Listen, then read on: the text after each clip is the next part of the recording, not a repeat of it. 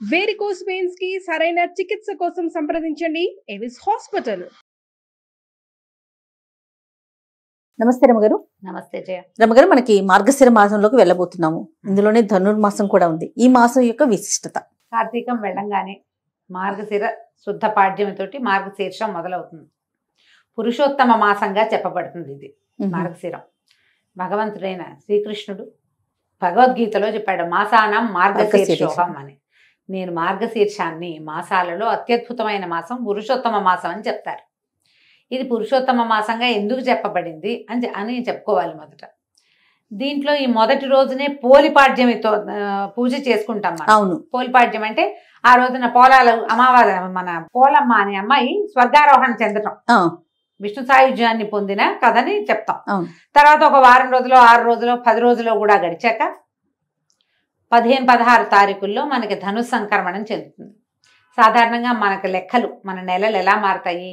చంద్రకళలతోటి నెలలు మారుతాయి మనకి. చాంద్రమానం ప్రకారం. సౌరమానం కూడా మనం చేస్తాం ఒకటి, కానీ ఆ సౌరమానం లెక్క ప్రతిరోజు ప్రతి నెల మనకు ఉండదు. చంద్రుడితోటే మన నడక ప్రతి నెల చంద్రుడితోటే మారుతుంది. చంద్రుడు ఏ నక్షత్రంతో కూడి ఉంటాడో ఆ నక్షత్రపు పేరునే ఈ నెలలకి ఇవ్వడం మనకు అలవాటు. చిత్తా నక్షత్రంతో కలిసినప్పుడు చైత్రము, చైత్రం తర్వాత విశాఖ నక్షత్రంతో కలిసినప్పుడు వైశాఖము, జ్యేష్ఠతో కలిసినప్పుడు జ్యేష్ఠ మాసము. ఇట్లా లైన్. ఈ పూర్వాషాఢ ఉత్తరాషాఢ ఉన్నాయి కదా, పూర్వాషాఢతో కలిసినప్పుడు ఆషాఢ మాసం, తర్వాత శ్రవణంతో కలిసినప్పుడు శ్రావణము. ఇట్లా అయితే ఇలా వెళ్ళినప్పుడు ఈ లెక్కల్లో మనం మాసాలని అనుసరిస్తూ శ్రావణము, భాద్రపదము, ఆశ్వీజ, కార్తీక మాసాలు జరుపుకున్నాం. కార్తీకంలో ఆ విశేషమైన విష్ణు సేవ, శివ కైంకర్యాలు జరుపుకున్నాం. శివ ప్రీత్యర్థమే ఎన్నో దీపాలు పెట్టాం. ఇక్కడి నుంచి తీవ్రమైన చలి మొదలయ్యే కాలంలోకి వస్తున్నాం మనం.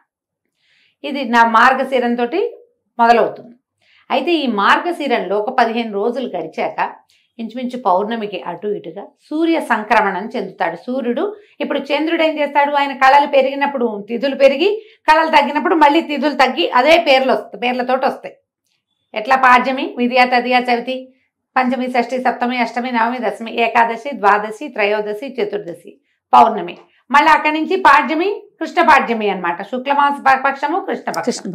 అయితే ఈ నడకలోనే సూర్యచంద్రులు, భూమి ముగ్గురు నడుస్తారు కదా. ఈ నడకల్లో సూర్యుడి నడక ఇంకొకటి ఉన్నది. సూర్యుడు ఎట్లా నడుస్తాడు? ఈయన చంద్రుడేమో తిథులు మారుతూ ఉంటాడు, ఈయనేమో రాసుల్లోకి మారుతాడు. మనకి 12 రాసులు ఉన్నాయి కదా, 12 రాసుల్లోకి ఒక్కొక్క రాశి నుంచి ఒక్కొక్క దాంట్లోకి మారుతూ ఉంటాడు. ఈ సూర్యుడు మారే క్రమాన్ని సంక్రమణం అంటారు. సంక్రాంతి, రవి సంక్రాంతి అని చెప్తారు.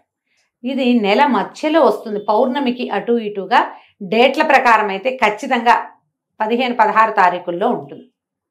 14, 15, 16 అంతే. ఈ 3 డేట్లలోనే పైకి కిందకి అవుతుంది, కానీ ఇంచుమించుగా 15వ తారీఖు లాగానే మనకు కనిపిస్తుంది. ఈ సంక్రమణం చెందేటప్పుడు కూడా మనకి ఈ సంక్రమణాలను బట్టే మనకి ధాన్యాలు విత్తనాలు పెట్టుకోవటము, ఆకుమడులు పేర్చుకోవటము, తర్వాత వాటిని కొట్టటము, ఇవన్నీ కూడా రవి సంక్రాంతులతోటి ఆ నియామకంలో నడుస్తూ ఉంటాయి. ఓకే. ఈ సంక్రమణం, ప్రతి సంక్రమణము చాలా విశేషమైంది. తులా సంక్రమణంలో ఉన్నప్పుడు కార్తీకం నడుస్తుంది, ఇది నడుస్తూ ఉంటుంది. ఇంకో సంక్రమణం కూడా అయ్యాక ఇప్పుడు ధను సంక్రమణం అంటారు దీన్ని.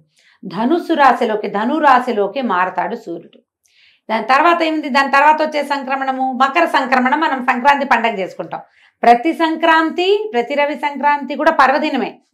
ఈ పర్వదినాల్లో ఏం చేస్తారు? అందరూ చెయ్యరు వాటిని, కానీ సంక్రాంతుల్లో పెద్దలకి మనం నీరు వదలటం అనేది, తర్పణాలు విడవటం అనేది ఒక పురాతనమైన పద్ధతి. ఇప్పుడు మనం ఏం చేస్తాము? ఏవో తద్దినాలని వాళ్ళ తిథి వచ్చిన రోజున, తర్వాత ఏమో సంక్రాంతి నాడు పెద్దలకు పెట్టుకుంటామని సంక్రాంతి నాడు పెడతారు, మహాలయ పక్షంలో పెడతారు, మహాలయ అమావాస్యకి తద్దినం పెడతారు లేదా తర్పణాలు విడుస్తారు, ఇంతే చేస్తారు. సంక్రమణాల్లో తర్పణం విడవటం అనేది ఒక విశేషమైన క్రియగా, పురాతనమైన పద్ధతిగా చెప్తారు. ఈ మొత్తం 12 సంక్రాంతుల్లో అత్యంత విశిష్టమైనది మకర సంక్రాంతి. ఎందుకంటే మనకు అప్పటికి సూర్యుడు నడక మార్చుకునే లక్షణం కూడా వస్తుంది అప్పటికి. ఓకే. దానికి ఒక సంక్రమణానికి ముందు జరిగేదే ఈ ధను సంక్రమణం, మార్గశిరంలో వస్తుంది. అంటే ఇప్పుడు చూడు, మకర సంక్రాంతి జరిగిన రోజున ఏం చెప్తాం మనం, ఉత్తరాయణ పుణ్యకాలం వస్తుంది. అవును, దేవతలు లేస్తారు, మెలకు వస్తుంది వాళ్ళకి. దేవతల మెలకుకి ఒక నెల రోజుల ముందంటే మన మెలకుకి ముందు ఏముంటుంది, తెల్లవారుజాము ఉంటుంది. అంతేగా, అంతేగా, మనకి ఉషోదయానికి ముందుండేది తెల్లవారుజామే. అంతే. ఇప్పుడు కూడా ఈ మకర సంక్రమణం దేవతల తెల్లవారైతే తెల్లవారు యొక్క జామ్ ఏది, దాని ముందు భాగం ఈ ధను సంక్రమణం. అందుకని ధను సంక్రమణాన్ని కూడా చాలా విశేషంగా జరుపుకునే పద్ధతి తెలుగునాట బాగా కనపడుతుంది. సౌత్ ఇండియాలో అంతా కూడా చేస్తారు, కనపడుతుంది బాగా. మనం ఈ ధను సంక్రమణం చెందగానే ఏం చేస్తాము, అందరూ చేసేది వాకిళ్లలో పీట ముగ్గులు వేయటం మొదలు పెడతారు, గీతల ముగ్గులు వేస్తారు. అవును, ఈ గీతల ముగ్గులు ఇప్పుడు ధను సంక్రమణానికి మొదలుపెట్టి నెలగంటు పెట్టడం, నెలపట్టు పట్టడం అని చెప్తారు. ఈ నెలపట్టు నెలగంటులో ఇంచుమించు శూన్యం, ఏమి ముహూర్తాలు ఉండవు, పూజా విధానమే ఉంటుంది. అందరూ చేసే ప్రాకృతికమైన పూజ ఏంటంటే వాకిళ్ళు తుడిచి ముగ్గేసుకోవడం, తెల్లవారుసామని ముగ్గేసేయటం. అందరి వాకిళ్లలోనూ పేడకళ్ళాపులు, ముగ్గులు. ఇది నియమంగా కనబడుతుంది. తెలుగునాట గొబ్బిళ్ళు కనిపిస్తాయి. ఆవు పేడతోటి గొబ్బిళ్ళు చేసి తల్లి గొబ్బెమ్మ, పిల్ల గొబ్బెమ్మ, చుట్టూ తైవి, కృష్ణుడు, గోపికలు, గొబ్బెమ్మ గోపెమ్మ, చూడు ఎంత దగ్గరగా ఉందో. తల్లి పిల్ల చేసి దాని మీద చక్కగా ముగ్గేసి పసుపు బొట్టు పెట్టి బంతి పువ్వులు కానీ గుమ్మడి పువ్వులు కానీ గుచ్చి పొద్దున్నే అలంకారం చేస్తాం వాకిలికి.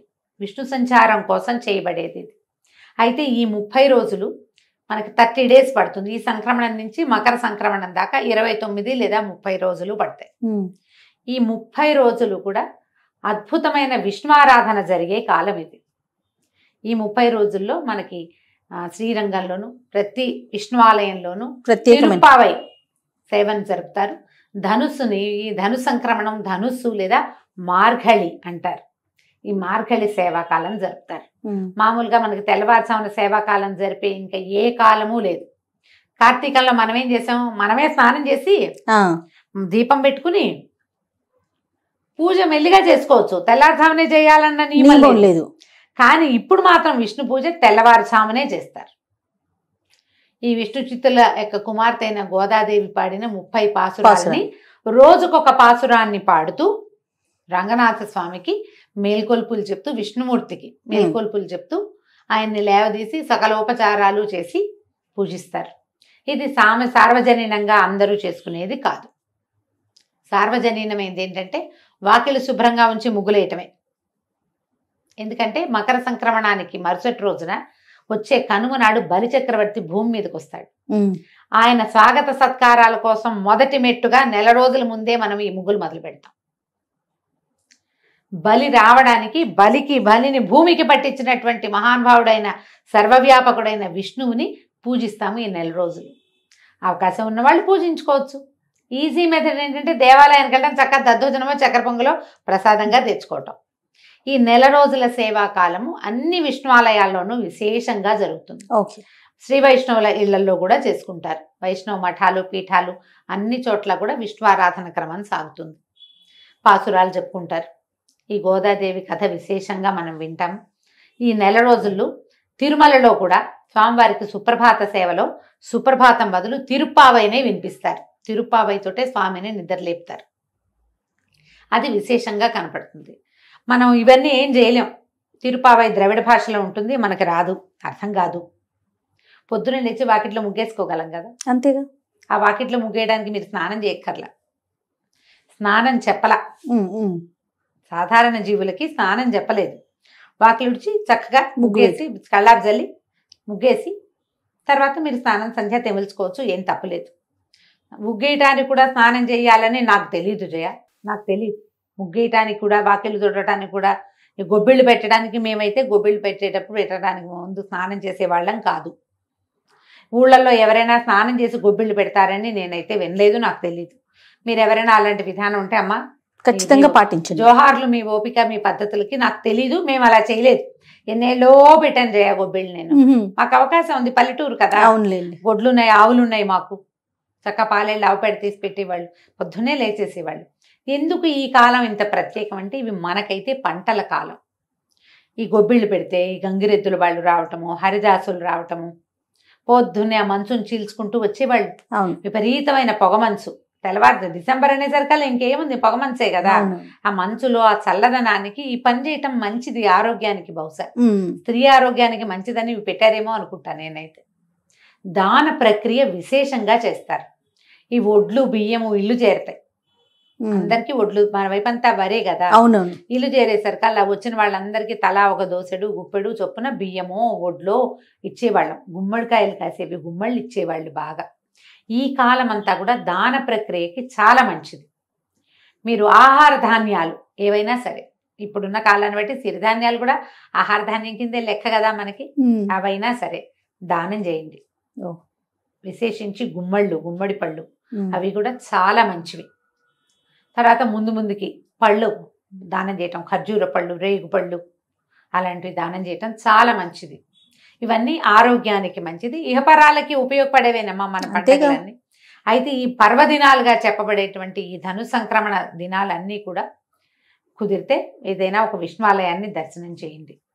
ఏ శ్రీరంగమో రంగనాథ స్వామిని చూడగలిగే అవకాశం లభిస్తే మహతరం జన్మధన్యం అయిపోయినట్టే. అవకాశం కుదిరితే అన్ని చోట్ల జనం బాగా పుష్కలంగా ఉంటారు. ధనుర్మాసంలోనే మనకి గీతా జయంతి అవన్నీ వస్తాయి. అవును, గీతా జయంతి కొంచెం ముందే ఏకాదశికే వచ్చేస్తుంది, మార్గశిర మాసంలో వస్తుంది. అయితే ఇప్పుడు ధను సంక్రమణ మనకి మార్గశిరంలో వస్తుంది. మార్గశిరంలో ఇంకా విశేషంగా చేయవలసినవి ఏంటంటే ఈ పాడ్యం చేసాం, పోయి పాడ్యమి, సుబ్బారాయి షష్ఠి ఒకటి చేసుకుంటాం. అవును, ఎవరైతే నాగుల చవితి నాడు పాలు పోయలేదో వాళ్ళు సుబ్బారాయి షష్ఠికి పాలు పోసుకోవచ్చు. సంతానం లేని వాళ్ళు, సంతాన కోసం ప్రయత్నం చేస్తున్న వాళ్ళు కూడా ఈ సుబ్బరాయి షష్ఠి నాడు సుబ్రహ్మణ్యుడిని తలుచుకుని షష్ఠి పూజా విధానాన్ని ఏదైనా మొదలు పెట్టుకోవచ్చు. షష్ఠి నాడు ఎక్కడైనా మల్లి దేవసేన సమేత సుబ్రహ్మణ్యేశ్వర స్వామి ఉంటే వారిని దర్శనం చేసుకోండి. సుబ్రహ్మణ్య అష్టకం చదువుకోండి. సుబ్రహ్మణ్య భుజంగ ప్రయాతం అని ఒక స్తోత్రం దొరుకుతుంది, అలాంటివి ఏమైనా చేసుకోవచ్చు. ఓకే. షష్ఠి తర్వాత ఇంకా ముందుకెళ్తే గీతా జయంతి వస్తుంది, తర్వాత ధనుర్మాసం వస్తుంది. ఇలా మనం మార్గశిర మాసాన్ని ముందుకు తీసుకెళ్తాము. మీ అవకాశాన్ని బట్టి ఎంత చేయగలిగితే అంత చేసుకోవటమే. తప్పకుండా రమ్మగారు. నమస్తే. నమస్తే జయ.